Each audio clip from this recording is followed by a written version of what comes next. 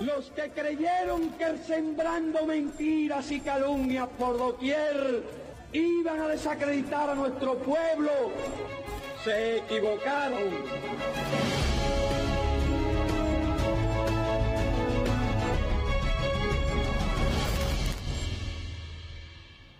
Hola, es esta la primera vez que nos encontramos para abrir archivos.cu, un programa de televisión realizado por un grupo de periodistas cubanos, y en tan solo 12 minutos le mostramos cómo el gobierno de los Estados Unidos intenta imponer matrices de contenido, ideas, incluso hechos falsos e inverosímiles para justificar así o encubrir acciones que tienen como fin dañar la economía cubana. We will very strongly restrict American dollars flowing to the military, security, and intelligence services that are the core of the Castro regime. They will be restricted. We will enforce the ban on tourism. We will enforce the embargo. Si bien es cierto que durante su campaña electoral Donald Trump había prometido dar marcha atrás a las relaciones con Cuba, la asesoría, reconocida por él mismo, de los senadores Marco Rubio y Mario Díaz-Balart, acercó mucho más el fin del proceso de normalización iniciado en diciembre de 2014. I want to express our deep gratitude to a man that's really become a friend of mine, and I want to tell you, he is one tough competitor, Senator Marco Rubio.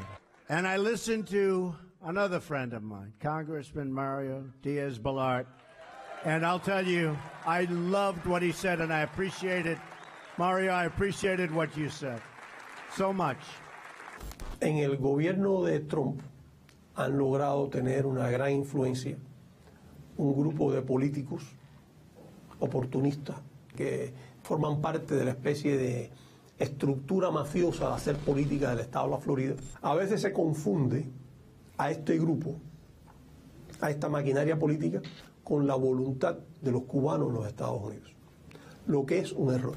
Sin embargo, los hechos más recientes acontecidos en América Latina demuestran un diseño mucho más amplio para toda la región. En el caso de Trump, por supuesto, Cuba es un bastión en términos de defensa a la soberanía nacional, a la independencia.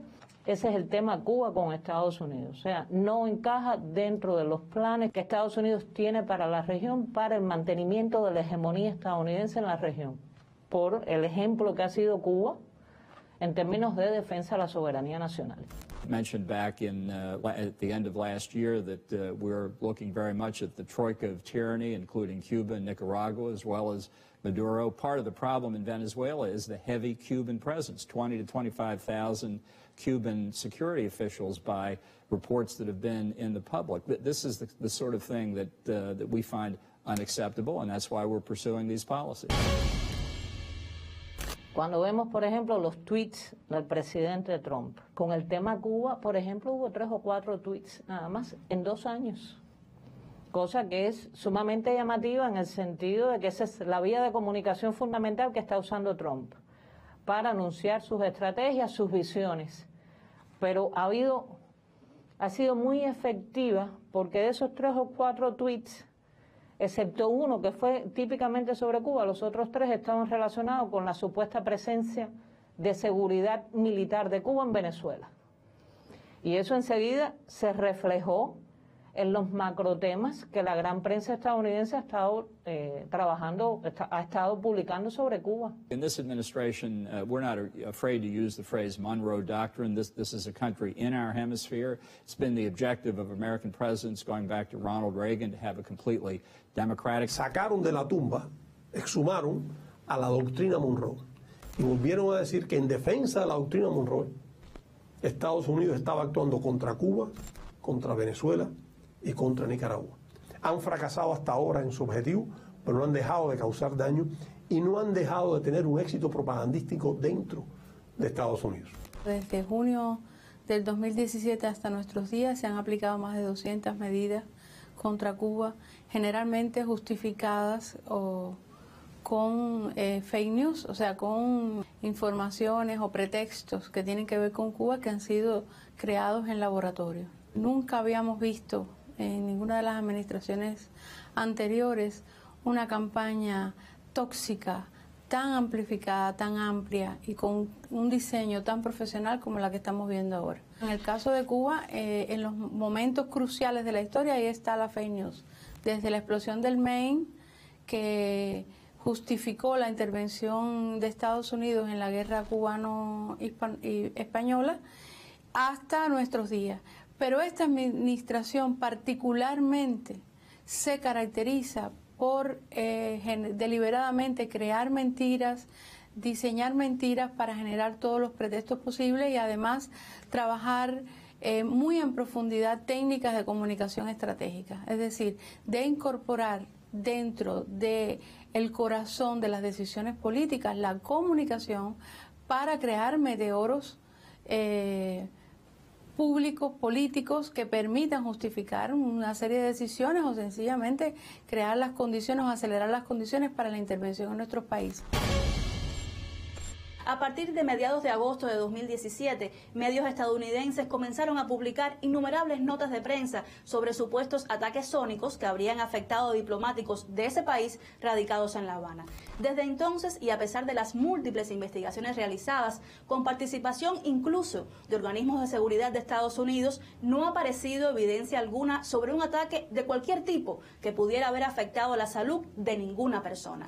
Entonces, ¿por qué hablar de ataques en Cuba? Hay documentos desclasificados del propio gobierno de los Estados Unidos después del año 59, por ejemplo, donde está muy claramente establecido el tipo de noticias que se debía dar sobre Cuba. Cuando de política exterior se trata, quien impone la agenda ha sido por lo general el Ejecutivo.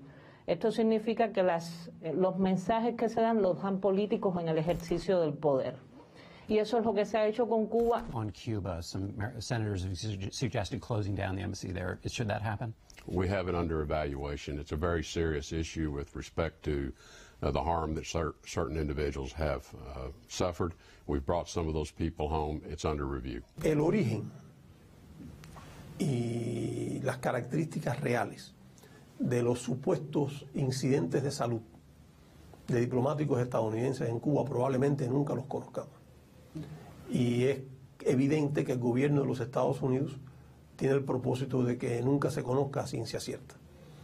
Es un fenómeno extraño y la prensa en su conjunto tiene razones para estimar que es un suceso extraño, puesto que se han movido todo tipo de teorías, de hipótesis e incluso de acusaciones sobre supuestos ataques, sobre la existencia de armas sónicas, armas infrasónicas, ultrasónicas, armas direccionales que son capaces de dañar a una persona dentro de un colectivo y no dañar al resto, que son capaces de provocar daños de contunción cerebral sin que una contunción haya tenido lugar.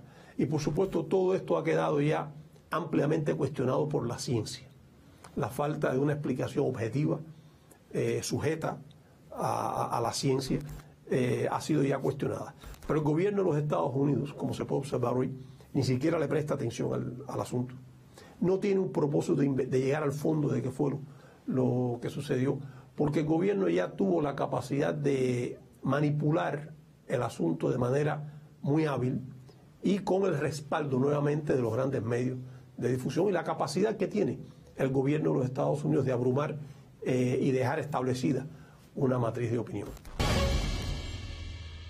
Con la ley de la democracia de Bush comenzó este desplazamiento hacia transitar los fondos para el cambio de régimen hacia el escenario digital. Claro, coincide con el boom de estas tecnologías, con la incorporación de Cuba a la red Internet, con una serie de medidas que se están aplicando en Cuba en esos años que apuntan a un modelo diferencial del país en la inserción en la llamada sociedad de la información.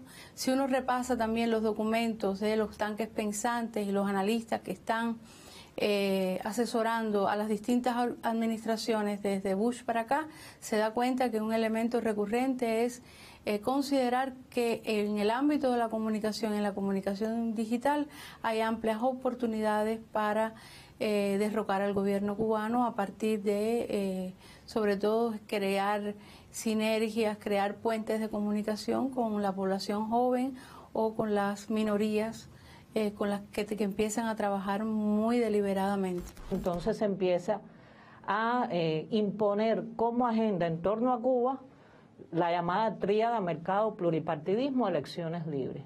Pero forma parte de toda la estrategia. Yo defino una estrategia política que tengo que justificar, tengo que vender, tengo que explicar a nivel de medios de comunicación, con líneas de mensajes muy claras. Cuba es el culpable, el modelo socialista no funciona, la economía cubana no funciona por los problemas internos de la economía cubana, pero nunca explican en la prensa el impacto real del bloqueo, que ellos ni siquiera lo reconocen como bloqueo. Fíjense que a nivel de discurso político en Estados Unidos lo que se habla es de embargo. En el año 61 de la Revolución nos tiraron a matar y estamos vivos. La frase del presidente cubano Miguel Díaz-Canel Bermúdez no es una metáfora, los hechos así lo demuestran. Veamos 2019, la actual administración de los Estados Unidos, ¿qué hizo? Limitó la entrada de combustibles a puertos de la isla, sancionó a embarcaciones y empresas internacionales, activó el título 3 de la ley Helms-Burton para inhibir la inversión extranjera en el territorio cubano, puso en práctica también medidas que obstaculizan los intercambios personales entre uno y otro pueblo y recrudeció aún más el bloqueo financiero y económico que ya se extiende por casi 6 décadas contra Cuba. Now we hold the cards. We now hold the cards. The previous administration's easing of restrictions on travel and trade does not help the Cuban people. The profits from investment and tourism flow directly to the military. Our policy will seek a much better deal for the Cuban people and for the United States of America. Eso fue lo que dijo Donald Trump en Miami, y el relato cotidiano de la mayoría de los cubanos.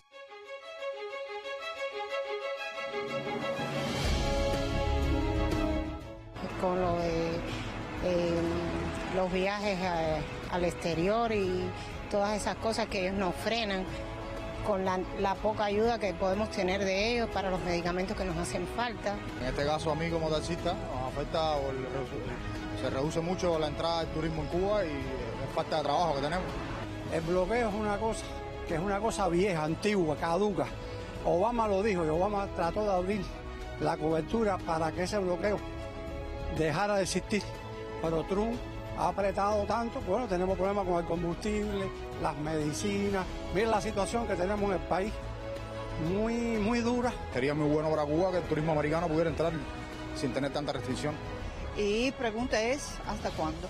¿A quién le cree usted? Está bien diseñado. Este bloqueo del que estamos hablando ahora no es el bloqueo de hace 60 años a Cuba. Es un bloqueo en que los asesores, el club de Miami de asesores del señor Trump, se han empeñado realmente en hacer daño a la economía cubana y hacerla colapsar. Que no vengan turistas a Cuba de cruceros o que haya limitado los vuelos a las capitales de provincia, los charters también, afecta no al gobierno cubano ni a las empresas estatales, afecta al ciudadano de a pie, a ese que su trabajo es brindarle un servicio turístico, un producto, y a este que recibe la remesa, que tampoco es el gobierno cubano, que es nuestra población.